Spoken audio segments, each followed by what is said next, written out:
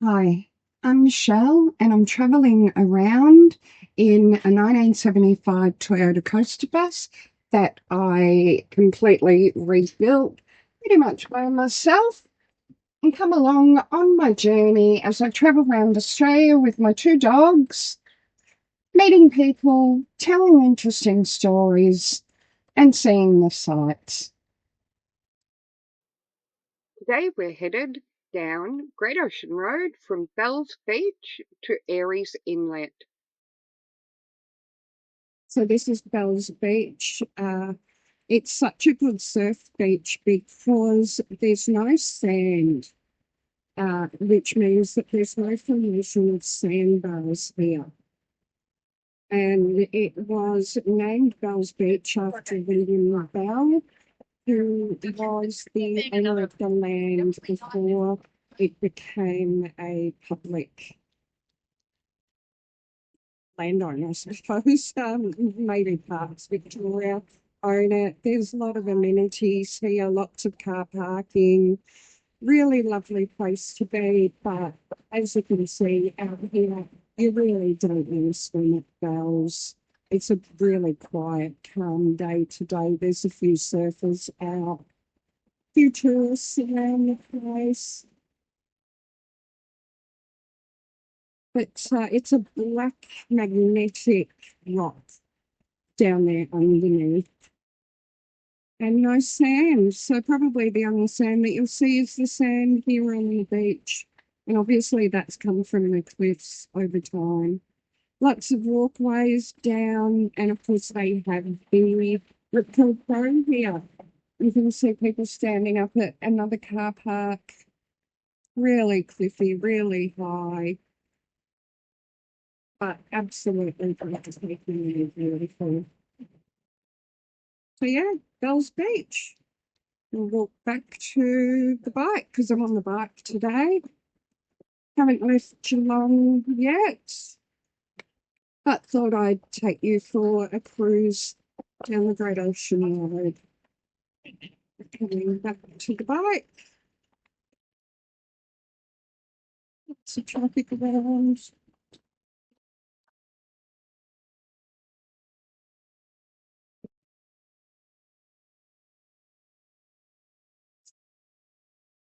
So this is my 883 2012 Harley Davidson Sports Day, and that's going to be coming with me in the bus. And yeah, follow me to see more. Bye. So back along the road a little bit, and I'm now at Point Addis. It's a national marine park. It's really big, and oh my God, the views here are magnificent. So I'll just turn the camera around and give you a look.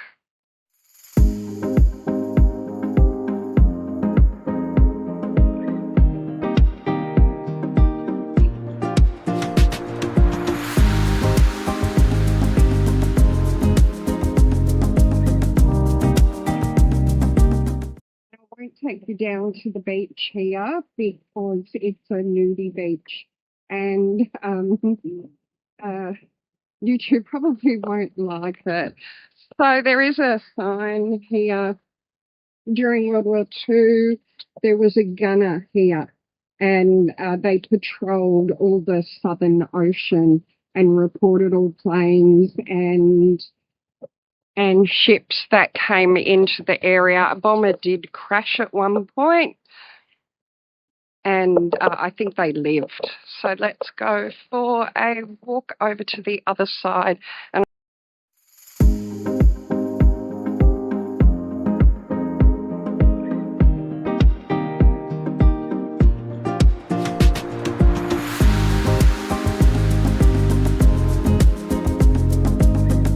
there's a cave down there. I don't know if you can see it. I'll see if I can zoom in on it.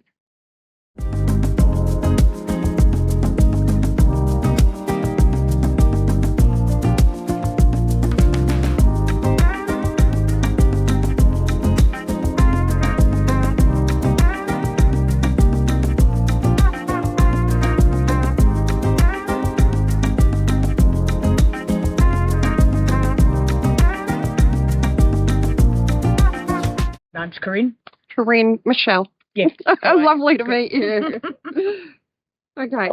All right. So I'm here at Point Addis and I've just come across Corine, and Corine's walked from Torquay. It's taken her about 3 hours, and Corine's got a really fascinating story. So over to Corine. Hi, Corine. You've walked down from Torquay. What brought you to Torquay? I just decided I'd like a day out walking. I often go on long walks, whether I'm overseas or whether I'm in Australia. There's just so much to see, and it's so peaceful. And then I look at all the different native vegetation. It's just fascinating, and the view we've got from here is magnificent. Oh, it's gorgeous, isn't it? It's just nowhere else in the world. So, but you're not from Torquay? No. I come from up at Minyip, which is a little place up in the Wimmera. About 60 k's northeast of Horsham. Yep. And I'm on a farm up there. I grow a lot of my own food. And we've got an issue up there called mineral sands mining. Okay.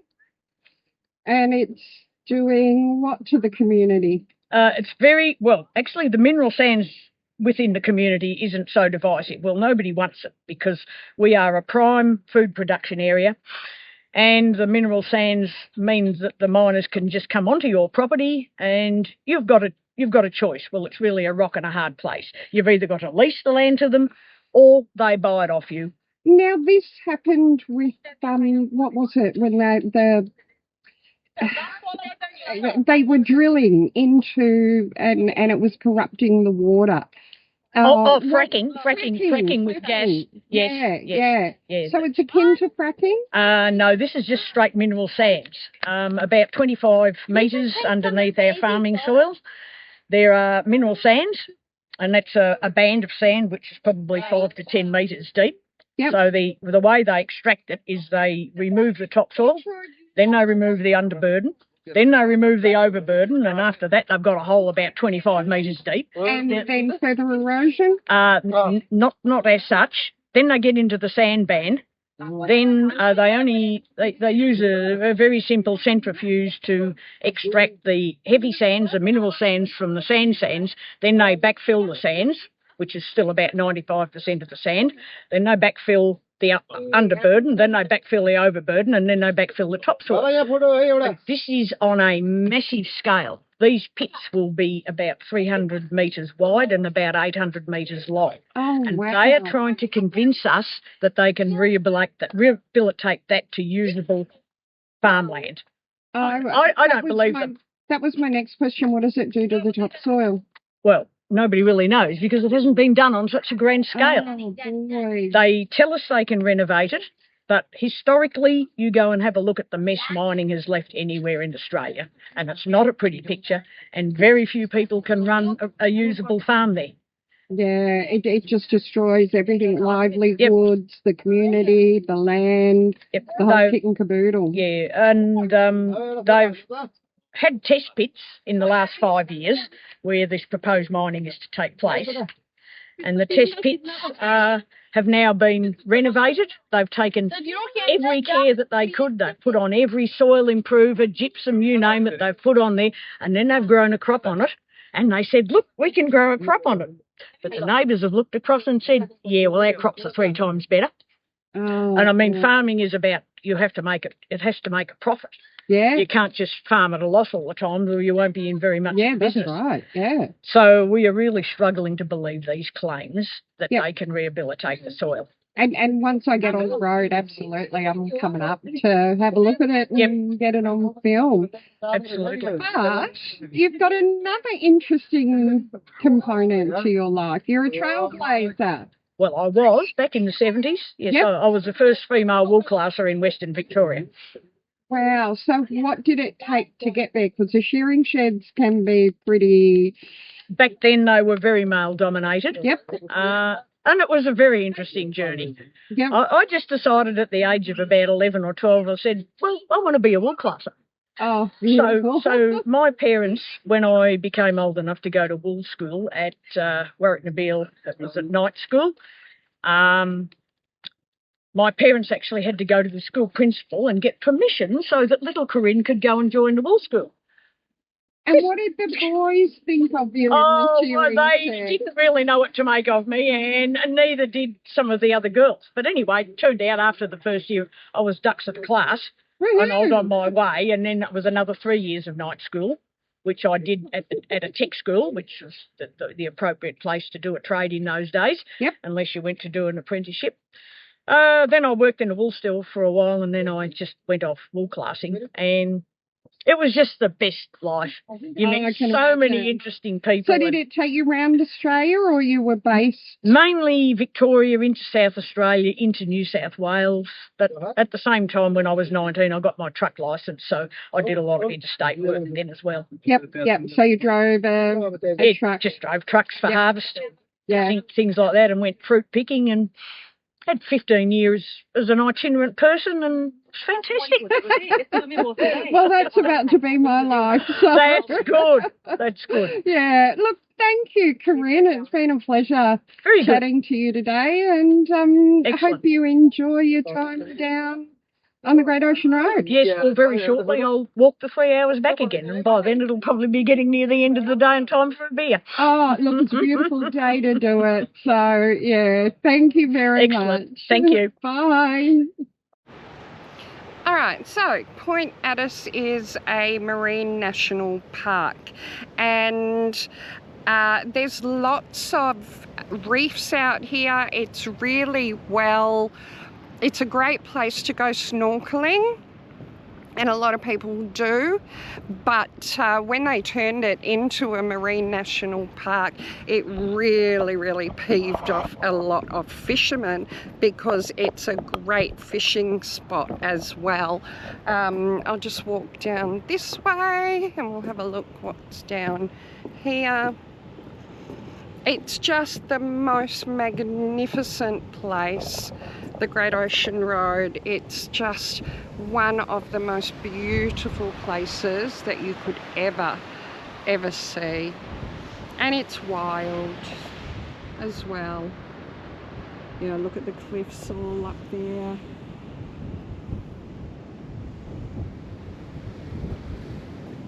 You can just imagine what it was like to be a settler here back in the day, how hard this country would have been for people to really make a go of it. But glad they did. So Corine, the lady I was talking to before, she was going to walk back to Torquay, which is way back over there. It's about a 3-hour walk, she said. But she was saying that she's going to walk a little bit more along the beach because it's coming into low tide.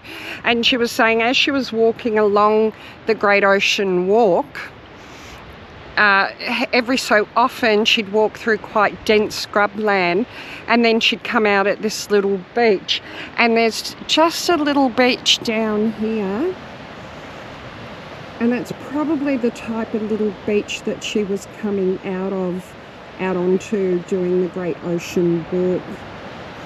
Beautiful little beach. And then she'd say, of course, there were a lot of people there then. And then she'd walk back along the walk, and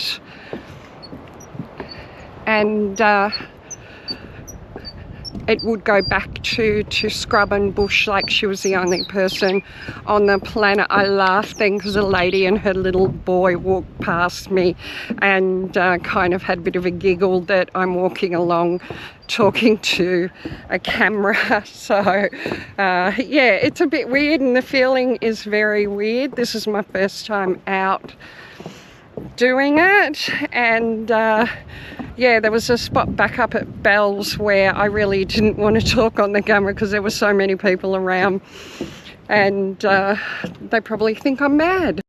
Alright, so that's Point Addis, and next stop is the Apollo Bay Lighthouse, probably, unless I find something else cool to stop at. And I'm already kind of got the song going through my head from the TV show Round the Twist. So we're going to the lighthouse that was featured in the TV show Round the Twist. So have you ever felt like this? Strange things happen when you're going round the twist. See you there. Okay, so I'm now in Aireys Inlet and I'm walking up to the lighthouse that featured in the show Round the Twist back in the 1990s and 2000s, and I'm just in this gorgeous little tea tree forest, and I'll just swing around and show you. It's almost like a little fairy world here. And some kids have been busy making some kind of structures out of the tea tree behind me. There's people there, so I won't walk back. So there's some quite interesting stories about the lighthouse. It was built in completed in 1891. And the first lighthouse keeper had ties to Aireys Inlet. So when he heard that the lighthouse had been constructed and they were looking for a lighthouse keeper, he put his hand up for the job, and he got on a ship in Perth.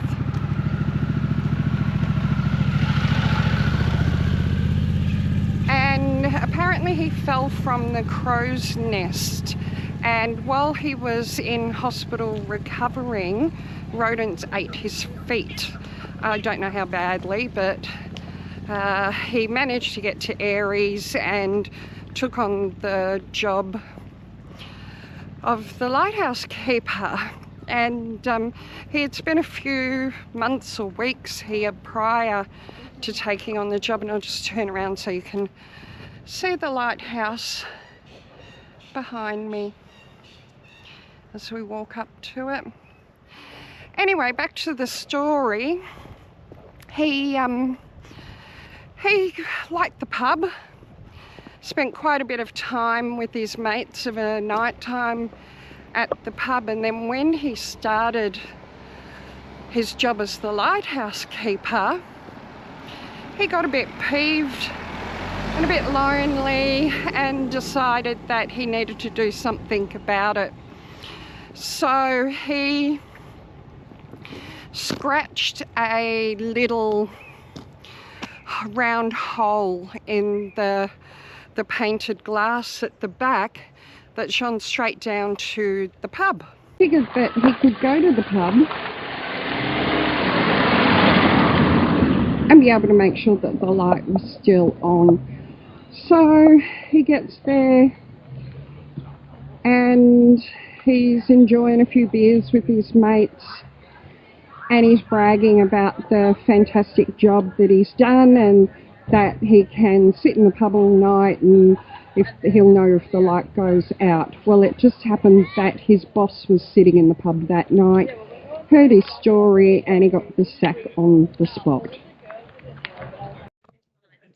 So this is one of two little lighthouse keeper homes. It's been turned into a cafe, and we might pop in there a little bit later to grab something to eat. So the second story that goes along with the lighthouse is the people in Aireys decided that they needed somebody a bit more responsible, and the next lighthouse keeper was hired. He was a man with a wife and a few children, and one night his teenage daughter came home to tell them that she was pregnant. And apparently the father took her out fishing down to the rocks, and we'll go and have a look at them a bit later. And he came home and she never did. And the story goes that she has been seen over the years by a number of young men who say that they see her coming out of the ocean, and that she tries to get them to go into the ocean with them so she can drown them, because she's looking for a father for her child. So they're the two stories along with this. And yeah, let's keep going and we'll go maybe for a walk up to the top.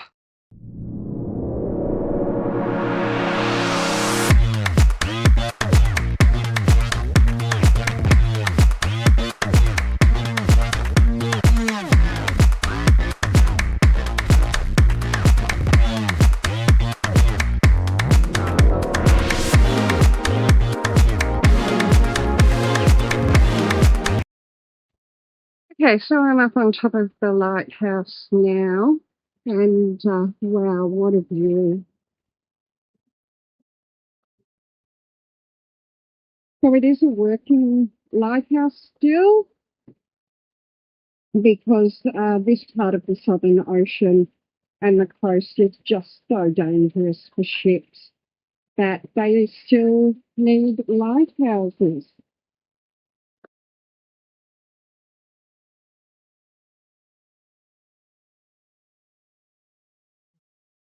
And so over here, you can come in and walk out through to the beach. And this was a really important site for the Wahorong people, who are the traditional custodians of the land here. And when you're down on the beach, you can actually, near that rock here actually, you can see in the face of the sand all these different layers, and they're called middens. And what the people would do when they came to the area, whatever they ate, they would leave the bones or the shells of the seafood or the animals that they were eating, and they'd leave them on top of the fire waste. So then the next group that came in would know what the last group had eaten, and in order to make sure that they didn't overfish or overhunt a particular species in an area, they wouldn't eat or catch or hunt what animals were in the midden. So what bones were in the midden, they wouldn't touch those animals. If they were lots of pippy shells, they wouldn't get pippies, they'd go for something else. So the midden was a way to let different groups know that they needed to protect certain species in the area, and that's one of the ways that the original people worked in really close harmony with their environment. You keep coming around.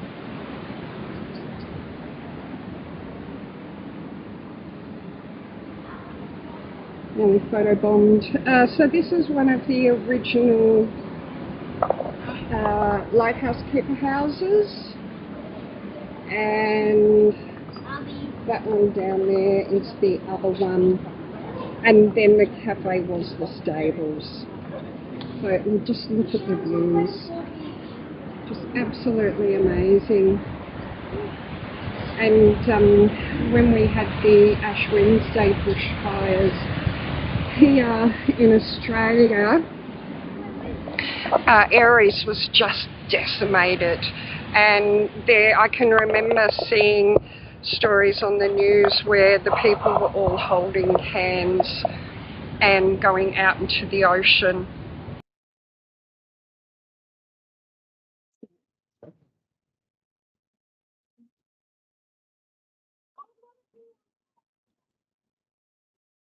So there's a grave marker down there where the couple of people are, and that's for the Keys family, who were early settlers here. Coming back here. Have the lights up there. And the lady was just telling me that the shipping companies actually pay them to keep the lighthouse running, and that the sailors really, really like it. It gives them some connection and makes them feel quite comfortable when they see the lights. So you can see there's not much decoration or anything, it's just these spiral stairs.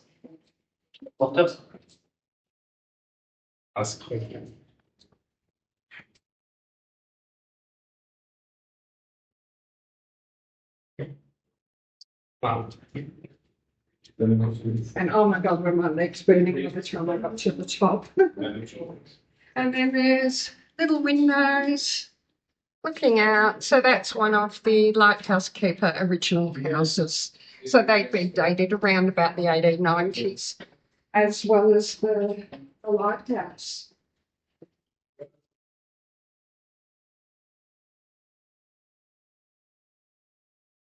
Another view out, and this one's out to the water. And the landing every so often. And that's down the next day.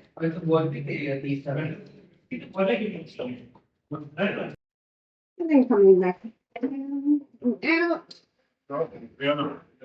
All Australia shipwrecks, because this is the shipwreck coast.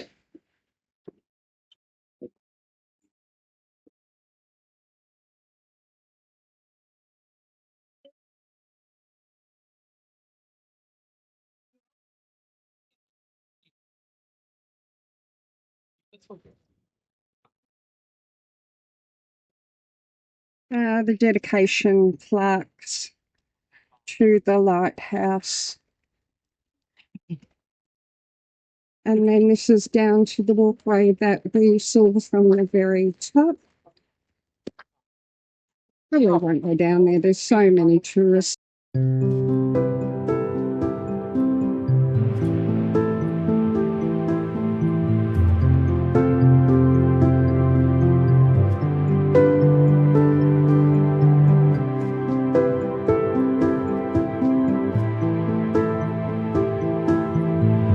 We're coming up to the cafe.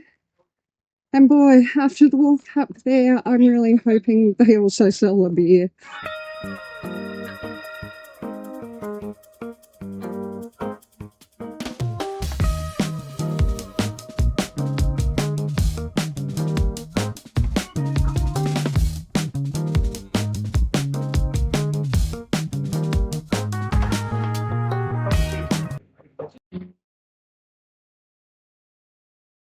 I had to show you this amazing house.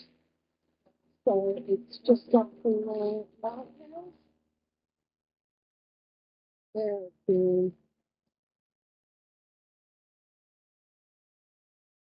So it's a residents only street that leads up to the lighthouse. So you've got to park across in the car park.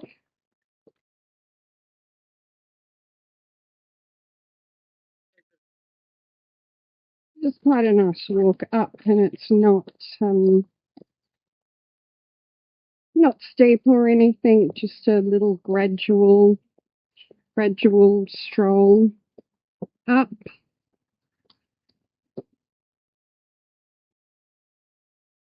You see a few cars come up and then they turn around and go back when they realise that there's just nowhere to park here.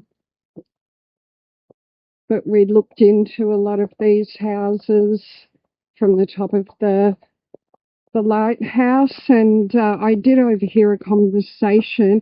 I think the first or the second house might be owned by one of the Homes of Court, but I didn't hear the conversation properly to be able to validate that 100%.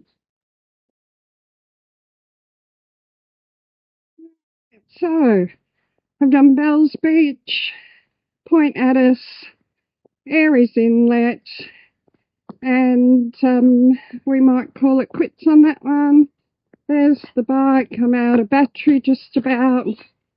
So thanks for watching my first video. Stay tuned. And don't forget to like and subscribe, and then click the little bell icon and change it to all so you get to see all my upcoming videos. Bye.